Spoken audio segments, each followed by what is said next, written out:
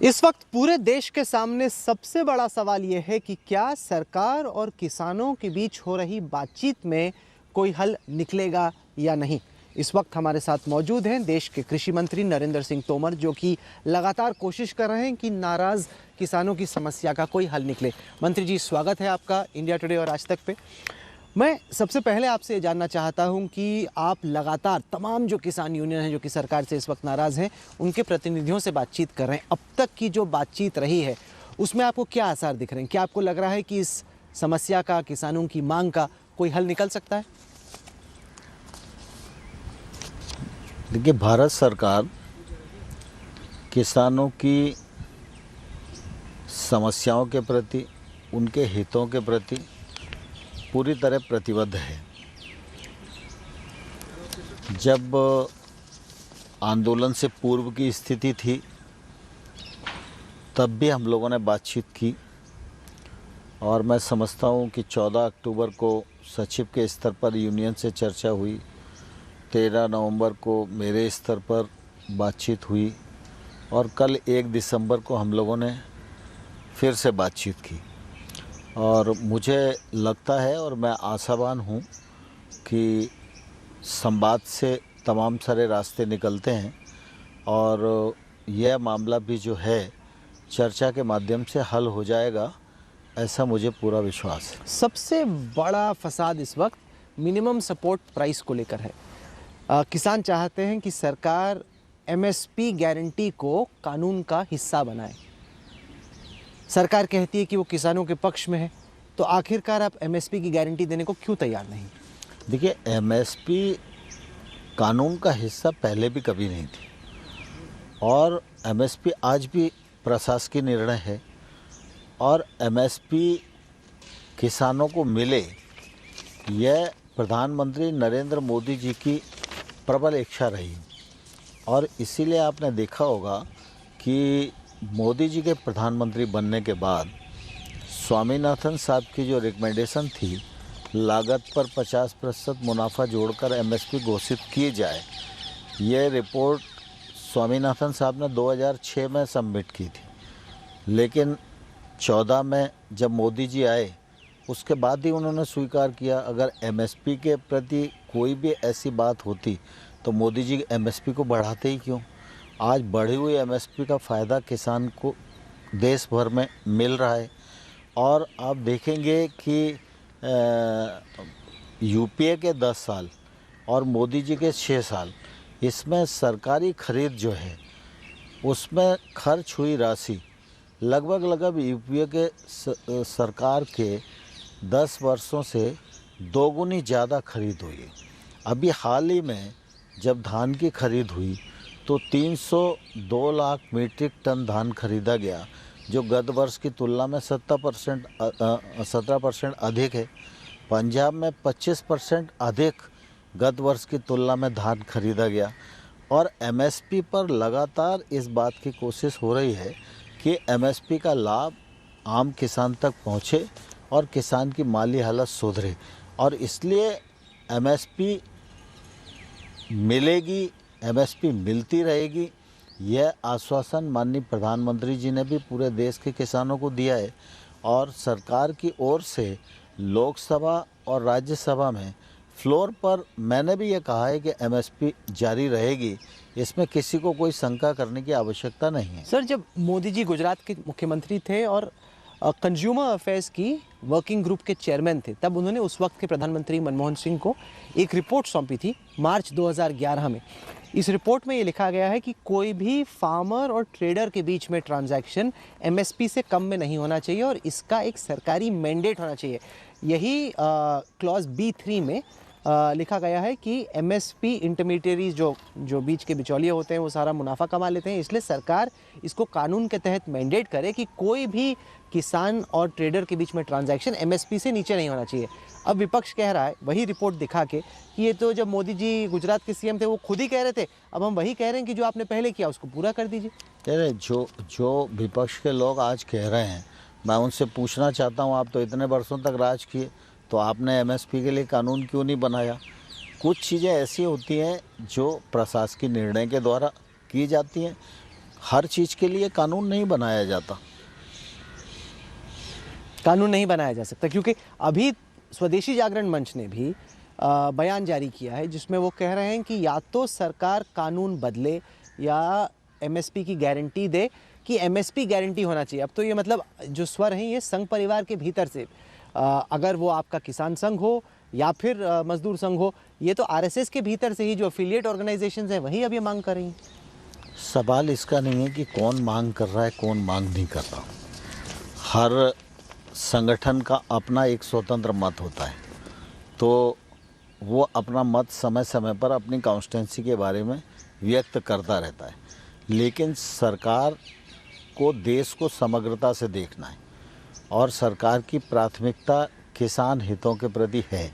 और इसलिए आपने देखा होगा कि प्रधानमंत्री नरेंद्र मोदी जी ने एमएसपी को बढ़ाया और उसके साथ लगातार इस बात की कोशिश की है कि कृषि के क्षेत्र में किसान के पास सरकार की ओर से भी पैसा पहुँचे और इस प्रकार की योजनाएं बने जिससे कि किसान का उत्पादन भी बढ़े, उत्पादकता भी बढ़े, फसलों के विविधीकरण पर भी वो चाहे महंगी फसलों की ओर आकर्षित हो, वैश्विक मानकों के अनुसार खेती वो कर सके और 2022 तक किसान की आमदनी दोगुनी हो जाए।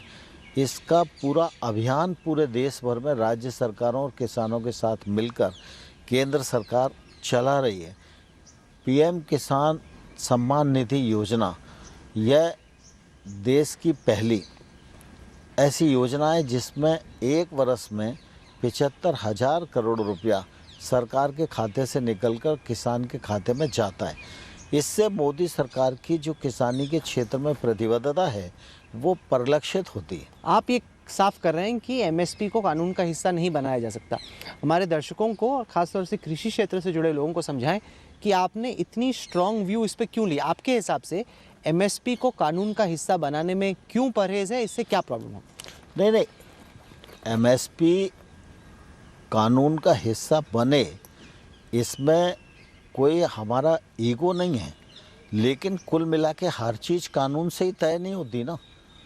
सरकार में कानून एक अलग पक्ष है, नियम दूसरा पक्ष है, प्रशासकीय निर्णय तीसरा पक्ष है।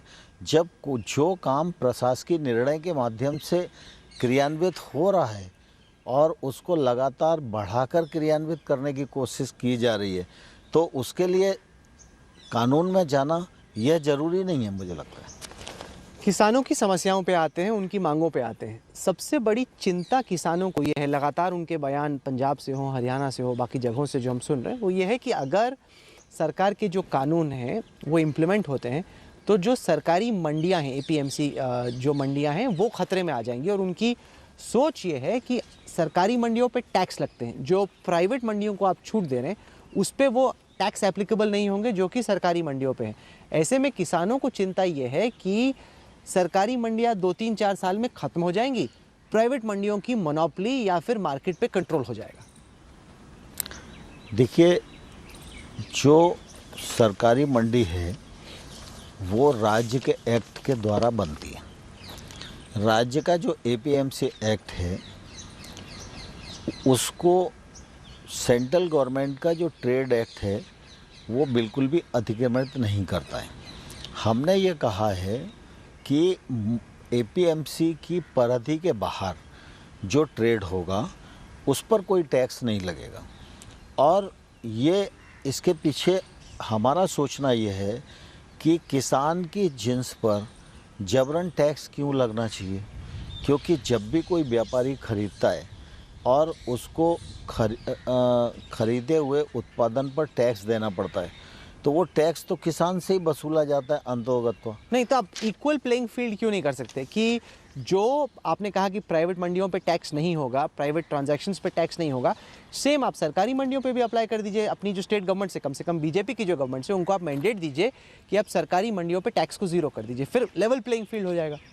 ये देखिए, दरअसल क्या है कि राज्य में एपीएमसी के बारे में निर्णय राज्य को करना है। लेकिन अब भी देखा है, जैसे मध्य प्रदेश है, उन्होंने 0.50% टैक्स कर दिया। अब ये ना के बराबर ही है एक तौर से। तो धीरे धीरे पंजाब में भी चूँकि ये ट्रेड एक्ट आया तो पंजाब और हरियाणा दोनों पर धान पर टैक्स कम हो गया, बासमती चावल पर टैक्स कम हो गया। तो चूँकि जब कोई भी सुधार होता है तो वो सुधार जब क्रियान्वित होता है तो उसको क्रियान्वित होते होते समय नहीं लगता तो है आप ये और उसके गारंटी दे परिणाम दीजिए भी या कम आते से कम हैं। पब्लिकली बोल दीजिए कि आपको लग रहा है कि डायरेक्शनली सरकारी मंडियों पे टैक्स कम होगा और आप चाहते हैं कि कम से कम जो बीजेपी की सरकारें हैं, क्योंकि ज़्यादातर तो आपके राज्यों में आप ही की सरकारें हैं, वहाँ पे हम चाहते हैं कि वो सरकारें मंडियों पे टैक्स कम करें।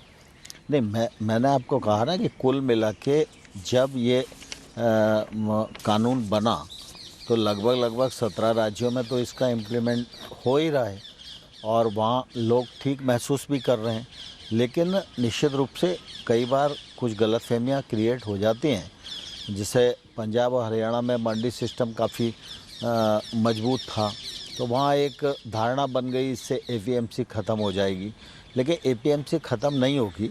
हमारी कोशिश है कानून के माध्यम से प्रतिस्पर्धा को बढ़ाना, किसान को वाजिब दाम मिले, किसान अंतर्राज्यीय बिक्री भी कर सके और किसान को जो टैक्स के माध्यम से पैसा जाता है उसका फ़ायदा भी किसान को मिल सके, ये हमारी कोशिश है। बार बार एग्जाम्पल बिहार का दिया जाता है क्योंकि बिहार में 2006 में एपीएमसी एक्ट को हटाया गया, यही कहते हुए कि हम मार्केट्स को डीरेगुलेट कर रहे हैं। लेकिन जब से एपीएमसी एक्ट हटा और डीरेगुलेशन हुआ तब से चीज़ें बेहतर होने की जगह ख़राब हो गई। 2019 की एक स्टडी मैंने पढ़ी जो कि national council for applied economic research की थी बिहार के बारे में। उसमें लिखा गया है कि 2006 के बाद जब से एपीएमसी एक्ट गया, प्राइवेट इन्वेस्टमेंट बहुत ज़्यादा बढ़ी नहीं, नए मार्केट्स बने नहीं, जो वर्तमान पर जो फैसिलिटीज़ थी वो ज़्यादा स्ट्रेंथन हुई नहीं, इसलिए मार्केट डेंसिटी बहुत लो है। तो अब चिंता ये हो सकती है कि बिहार में ये सब किया गया चीज़ों को बेहतर करने के लिए, वहाँ चीज़ें बेहतर नहीं हुई। पंजाब, हरियाणा और बाकी जगहों के किसानों को चिंता है कि जो हमारा है कहीं वो ना लुट जाए, नया बने ना बने पता नहीं, जो है वो कहीं ना चला जाए। नहीं, मैं आपके माध्यम से किसानों को आश्वस्त करना चाहता हूँ, बिहार में एपीएमसी ख़त्म हुई उसका भी एक अपना बड़ा इतिहास है और वो उसके जो कारण हैं उनको मैं सार्वजनिक रूप से बोलना नहीं चाहता, लेकिन उससे सामान्य किसान को निश्चित रूप से निजात ही मिली है। क्योंकि जब वहाँ मंडी थी तो शोषण की चरम सीमा थी और इसी से त्रस्त होकर एपीएमसी को ख़त्म करने की स्थिति उस कालखंड में आई। लेकिन क्या होता है कि कुल मिला के जब हम कोई कानून बना रहे हैं या कानून को बदल रहे हैं, उसके साथ बाकी और सब चीज़ें करना ज़रूरी होती हैं। सिर्फ कानूनी एक पर्याप्त नहीं होता। जब हमने ये कानूनी रिफॉर्म किया, उससे पहले गांव-गांव में इंफ्रास्ट्रक्चर बढ़े, उसके लिए 1 लाख करोड़ रुपए का इंफ्रास्ट्रक्चर फंड उसका प्रोविज़न किया, उस पर काम शुरू हो गया। 1,5-2 हज़ार करोड़ रुपया नीचे पैक्सों तक मंजूर होकर पहुंच गया। हमारे देश में 86% छोटे किसान हैं, लगातार छोटी जोत होती जा रही है, इसलिए देश में 10,000 नए एफपीओ बनाने का काम हम लोगों ने प्रारंभ किया। एफपीओ पर 5 साल में हम 6,850 करोड़ रुपया भारत सरकार खर्च करने वाली है। एफपीओ को 2 करोड़ रुपए तक के लोन पर 3% ब्याज की सब्सिडी केंद्र सरकार ने देना तय किया। तो ये जो तमाम सारी चीज़ें हैं, एफपीओ का गठन, एफपीओ को लोन की व्यवस्था, बिना गारंटी के लोन की व्यवस्था, फूड प्रोसेसिंग इंडस्ट्री गांव तक पहुँचे छोटी, इसके लिए 10,000 करोड़ रुपए का अलग से फंड का प्रावधान, 1 लाख करोड़ रुपए का एग्रीकल्चर इंफ्रास्ट्रक्चर फंड, ये सारी चीज़ें एक साथ काम कर रही हैं। और जब ये सारी चीज़ें नीचे तक पहुंच जाएंगी तो निश्चित रूप से इसका परिणाम अच्छे स्थिति में आएगा। नहीं, पर इससे सवाल ये भी हो सकता है कि आप ये सारा इंफ्रास्ट्रक्चर पहले क्रिएट करते फिर चेंज करते तो शायद किसानों का ब्लो बैक पुश बैक नहीं होता। क्योंकि मैं जब फूड कॉर्पोरेशन ऑफ इंडिया की वेबसाइट पे गया, वहाँ पे लिखा है कि 2020-2021 में बिहार में 0.05 लाख मीट्रिक टन गेहूँ वीट को प्रोक्योर किया गया, जबकि टारगेट था 7 लाख मीट्रिक टन का। इतना बड़ा गैप। अब मैं नहीं कह रहा कि जो बिहार में हुआ वो जगह पे होगा, लेकिन ये चिंता लोगों को है कि अगर वहाँ पे टेक ऑफ नहीं किया, जो आपने सारी बातें कही, अगर ये हो गई तो आपका एंसिलरी इंफ्रास्ट्रक्चर बन जाएगा, पर अगर नहीं हुई तो किसान को जो मिल रहा है वही नहीं मिलेगा, और जो नहीं मिल रहा वो तो नहीं मिल रहा। नहीं, दरअसल होता क्या है कि सामान्य तौर पर कभी ऐसा नहीं होता कि पहले हम कोई एक काम कर दें, वो पूरा हो जाए, उसके बाद दूसरा काम करें। अगर हमको देश को आगे बढ़ाना है, 21वीं सदी में हम लोग बैठे हुए हैं, आज़ादी के 73 वर्ष चल रहे हैं, तो ऐसी स्थिति में हमको कृषि का जो क्षेत्र है उसमें चौतरफा प्रयत्न करने पड़ेंगे, क्योंकि किसान मुसीबत में है और किसान की आमदनी बढ़ाना ये एक काम है, लेकिन लोग आने वाले कल में खेती की ओर आकर्षित हों और खेती में भी रोजगार के अवसर सृजित हों, गांव के क्षेत्र में रोजगार के अवसर सृजित हों, इसके लिए हमको एक साथ कई काम करने की आवश्यकता है और एक के बाद एक कदम मोदी सरकार ने उठाया है। उन कदमों की श्रृंखला में कानून बनाना ये भी एक कदम है। कई लोगों के जहन में ये सवाल है कि सरकार ने इतनी जल्दबाजी में ये कानून क्यों लेके आया, क्योंकि 15 मई 2020 को आपने अनाउंस किया कि आप एग्रीकल्चरल मार्केट रिफॉर्म करने वाले हैं। 5 जून 2020 को सरकार ने जो तीनों ऑर्डिनेंस हैं उनको पेश कर दिया। 14 सितंबर 2020 को आपने उन ऑर्डिनेंस को पार्लियामेंट में आप ले गया बिल की तरह पे। 17 सितंबर को वो पास भी हुए, 20 सितंबर को राज्यसभा ने उनको पास कर दिया, 27 सितंबर को राष्ट्रपति ने उनको प्रेसिडेंशियल गजट में मंजूरी दे दी। तो इतने कम पीरियड में 3 महीने में आपने once in a generation agricultural reform आप लेके आए हैं।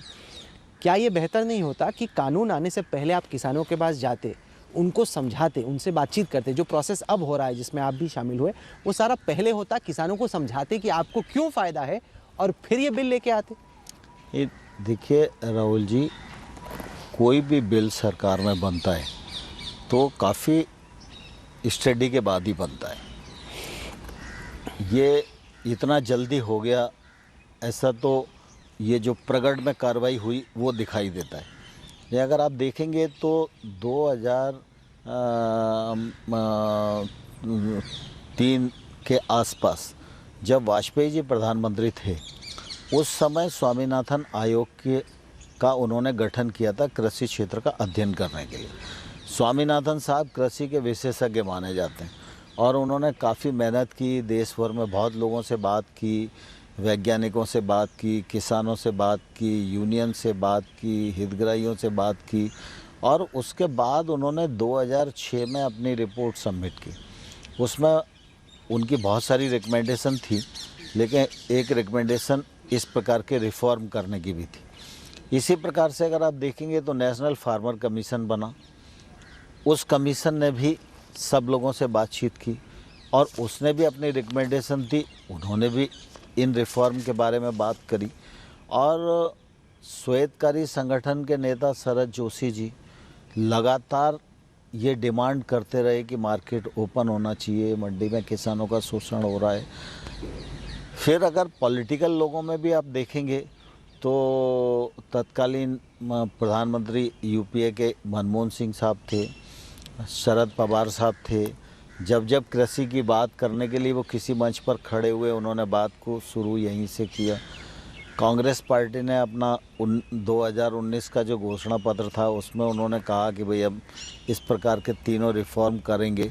तो कुल मिला के ये प्रक्रिया बहुत पहले से चल रही थी और सब लोग करना चाहते थे, लेकिन मोदी जी ने जब उनको दोबारा से काम करने का अवसर मिला तो पहले के कार्यकाल में उन्होंने अनेक काम किए और दूसरे कार्यकाल में ये सारी स्टडीज़ पड़ी हुई थी, इसको सबको करने के बाद और मोदी जी को लगा कि ये रिफॉर्म हमें करना चाहिए, देश हित में है और किसान के जीवन स्तर में बदलाव लाने के लिए आज की परिस्थिति में कानून बनाना और कानून में संशोधन करना यह आवश्यक है और इसलिए उन्होंने इस बात को आगे बढ़ाया।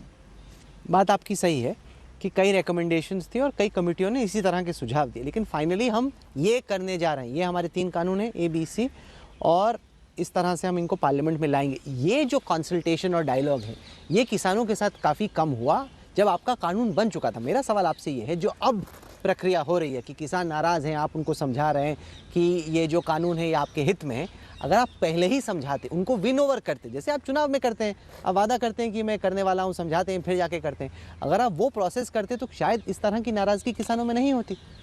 नहीं, मुझे लगता है कि अभी जो बातचीत चल रही है उसमें किसानों के मन में जो भ्रम है उसको दूर करने में हमें सफलता मिलेगी। आप कह रहे हैं भ्रम है, हमने वीके सिंह जी से सुना जो कि आपके साथी हैं कैबिनेट में, वो कहते हैं कि मिडलमैन है ये, किसान कम दिखते हैं, बिचौलिए ज़्यादा दिखते हैं।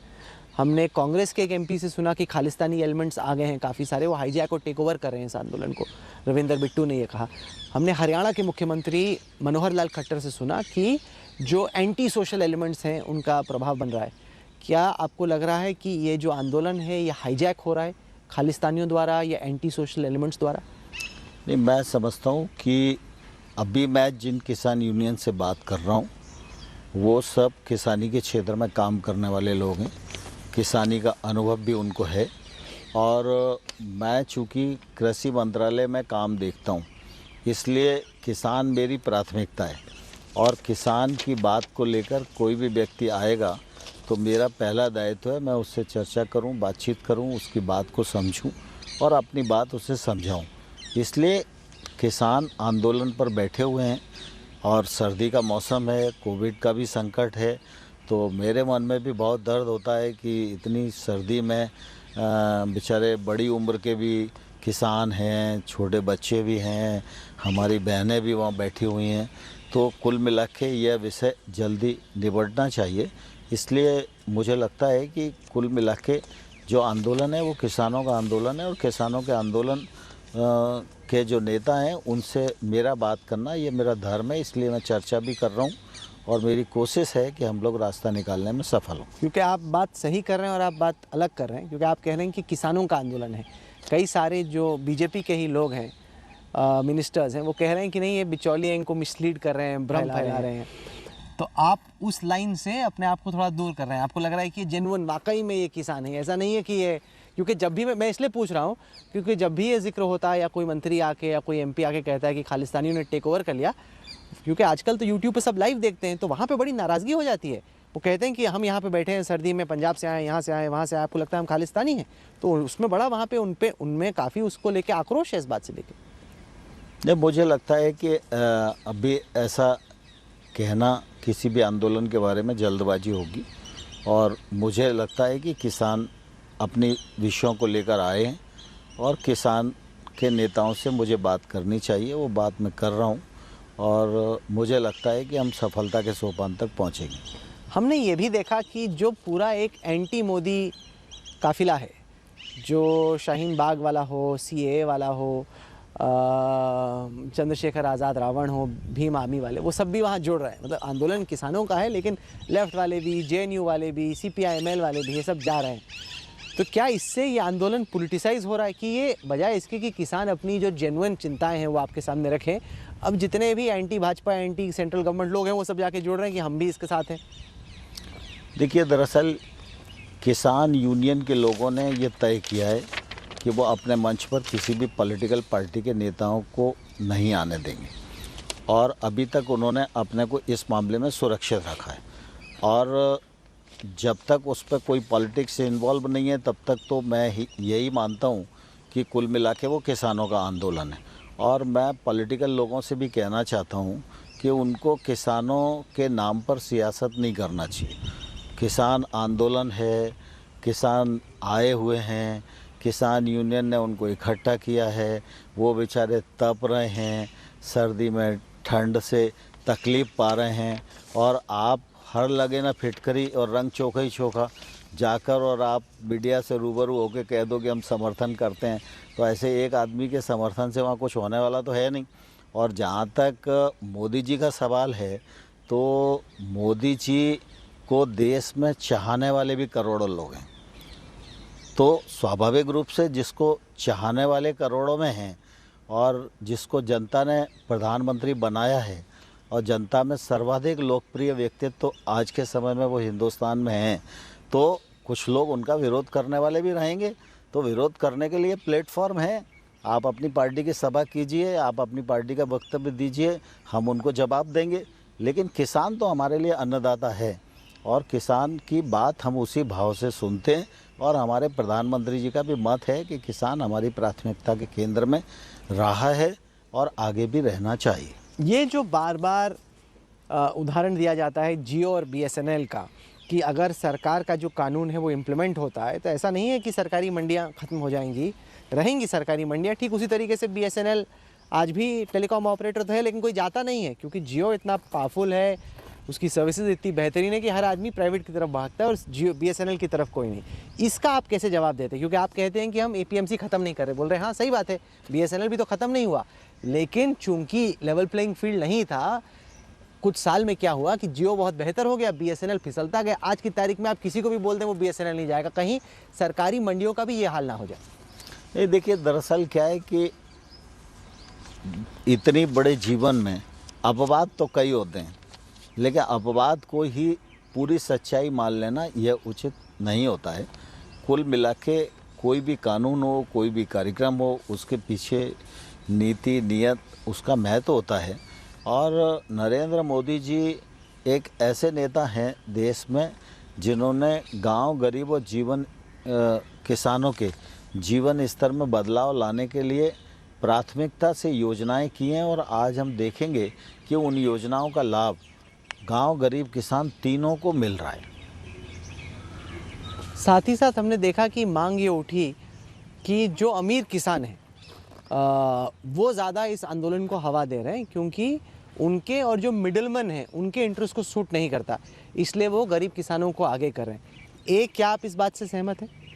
नहीं, देखिए, किसान माने किसान, वो किसान बड़ा हो या छोटा हो, हमारी नज़र में वो किसान है।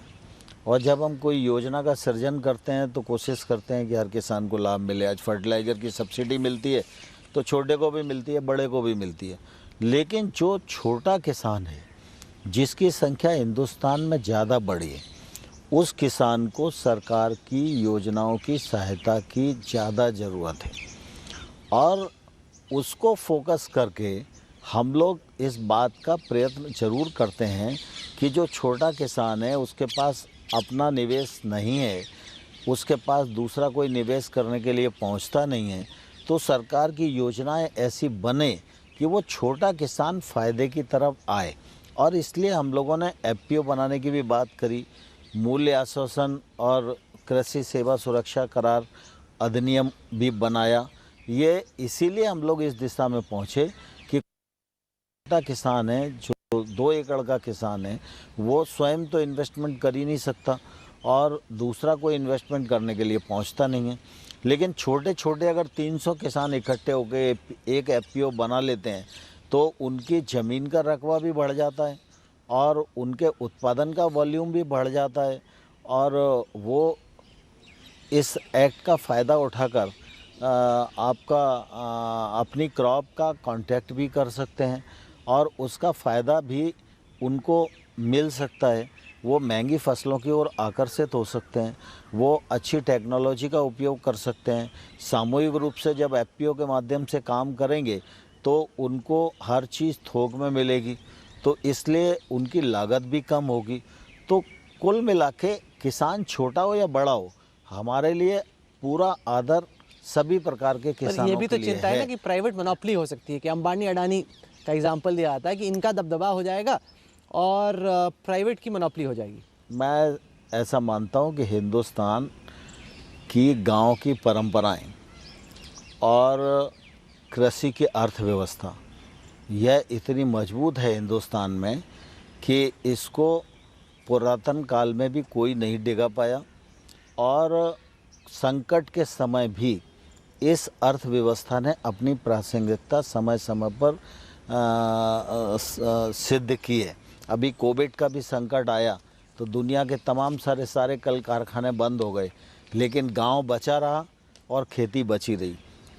इसलिए कोई भी आदमी किसान को और खेत को ऐसे नुकसान पहुंचा देगा, इस डेमोक्रेसी में ये किसी भी सूरत में संभव नहीं हो सकता और मैं तो इस पर भरोसा नहीं करता हूँ। इस वक्त सरकार ने लोकसभा में एक रिटन स्टेटमेंट में कहा था कि देश में 6,630 एपीएमसीज़ हैं कृषि मंत्री के तौर पे क्या आपको लगता है कि ये संख्या बरकरार रहेगी या घट सकती है, या आगे चल के आप इसको बढ़ता देखते हैं? नहीं, देखिए एपीएमसी कुल मिला के एपीएमसी में अभी सिर्फ एक ही काम होता है कि किसान अपना माल लाता है, उसकी बोली लगती है, उसको वहाँ के लाइसेंसी व्यापारी जो हैं वो ख़रीद लेते हैं। लेकिन एपीएमसी सिर्फ इतना ही नहीं है, एपीएमसी का स्वरूप और बड़ा हो सकता है और ये 1 लाख करोड़ रुपए के इंफ्रास्ट्रक्चर फंड का उपयोग भी हम एपीएमसी के विस्तार के लिए कर सकते हैं। एपीएमसी किसानों के लिए और नई नई सुविधाएं जनरेट कर सकता है। एपीएमसी पर कोई भी खतरा नहीं है।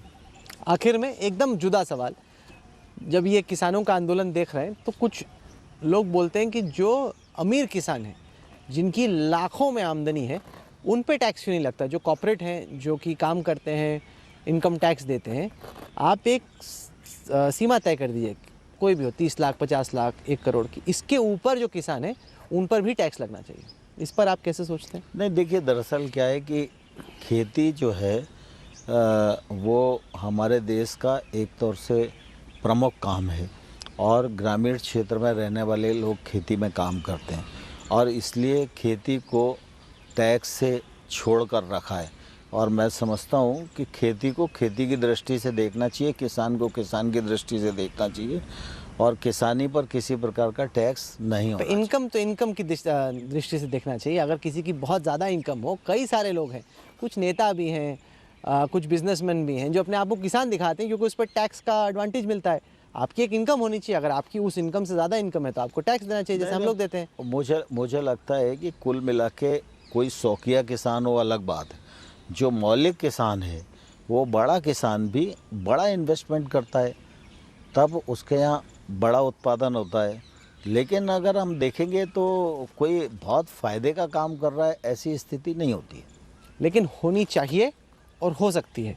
अगर आप सही फसल लगाएं, सही वक्त पे लगाएं, तो कई सारी फसलें हैं जिससे आमदनी ठीक ठाक हो सकती है छोटे लैंड पार्सल्स पर भी। क्या आपको लगता है कि जो आपकी सोच है इन तीनों एक्ट्स को लेके, उसको इम्प्लीमेंट करने में, उसका रिजल्ट दिखने में आपके हिसाब से कितना वक्त लगेगा, ताकि जो खेती है, फिलहाल आप कह रहे हैं कि पैसा ज़्यादा नहीं बनता, लेकिन लोगों के गुजारे के लायक या उससे ज़्यादा पैसा आने लगे, इसमें आपके हिसाब से कितना टाइम लगेगा?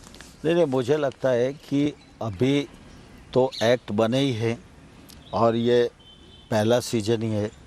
अब धीरे धीरे ये इम्प्लीमेंट हो रहे हैं, कुछ समय लगेगा क्योंकि बाकी जितनी योजनाएं उन सब का भी इम्प्लीमेंट साथ साथ होगा। तो इनका निश्चित रूप से सुधार जब ज़मीन पर आएगा तो इसके परिणाम देखेंगे और परिणाम देखेंगे तो सबको अच्छा लगेगा। कृषि मंत्री नरेंद्र सिंह तोमर जी, आप जुड़े हमारे साथ, आपने तमाम बातें रखी, विवादास्पद मुद्दों से आप दूर हल निकालना चाहते हैं। हमारी उम्मीद यही है कि सरकार और किसानों के बीच का जो टकराव है उसमें कुछ ना कुछ हल ज़रूर निकले। आपने वक्त निकाला, इसके लिए आपको बहुत बहुत शुक्रिया। बहुत धन्यवाद राहुल भाई।